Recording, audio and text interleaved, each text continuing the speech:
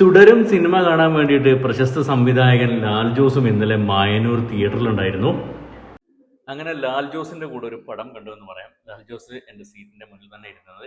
തീരെ താര ജാടയൊന്നും ഇല്ലാണ്ട്, നാട്ടുകാരനായതുകൊണ്ട് തന്നെ അധികം ആളുകളൊന്നും കൂടുതൽ ശല്യപ്പെടുത്തുകയും ചെയ്യണ്ടേ, വളരെ ഫ്രീ ആയിട്ട് സിനിമ കാണുന്ന ഒരു പ്രശസ്ത സംവിധായകൻ. അതവിടെ നിൽക്കട്ടെ. തുടരും എന്ന സിനിമയെക്കുറിച്ച് രണ്ട് വാക്ക് പറയാം. സൂപ്പർ കിടിലൻ കിടിലോത്സി, കണ്ടിരിക്കേണ്ട പടം.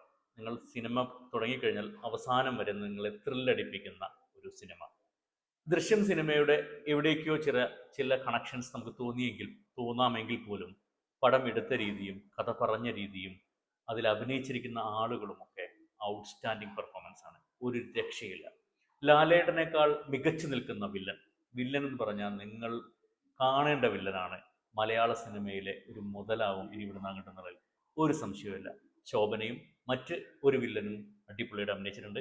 അപ്പോൾ രണ്ട് വില്ലന്മാരുണ്ട്. രണ്ട് വില്ലനിൽ ഒരു വില്ലൻ ഔട്ട്സ്റ്റാൻഡിംഗ് ആണ്, രണ്ടാമത്തെ വില്ലനും ഒട്ടും കുറവില്ല. കൂടെ ലാലേട്ടൻ. നല്ലൊരു പടം, നന്നായി കണ്ടിരിക്കാൻ പറ്റുന്ന സൂപ്പർ